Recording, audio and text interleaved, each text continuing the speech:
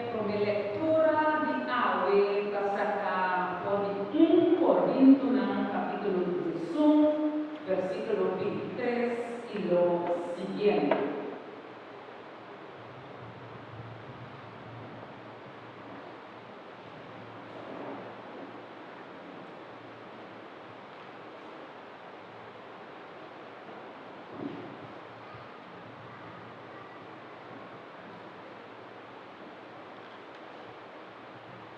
Sobra amin recibir ensinança aqui do Senhor a la atrás e a minha paciência posto.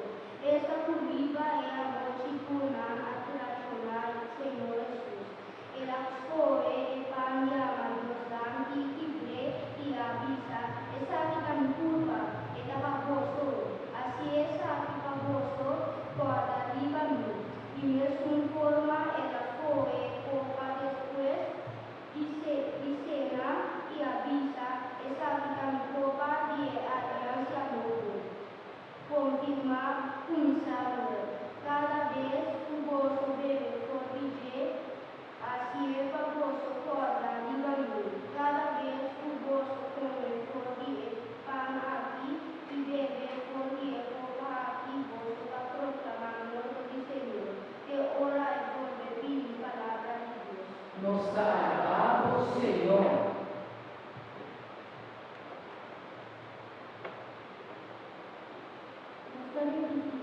Canto contento al Señor, bendicionar su nombre, aleluya. Los Canta contento al Señor, bendicionar su nombre, aleluya.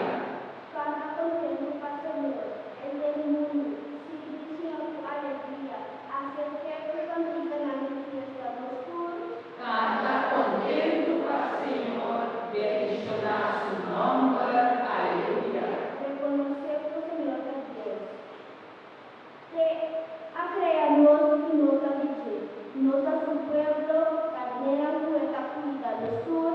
Canta contento al Señor, bendicionar su nombre, aleluya. Prenda su pueblo nombre de silencio, prenda su templo cantica de alabanza, glorifique, bendicionar su nombre de sur. Canta contento al Señor, bendicionar su nombre, aleluya. Verdad, esta voz Señor, su amor dura para siempre y su verdad queda en siglo de siglo. Nosotros Canta contento al Señor,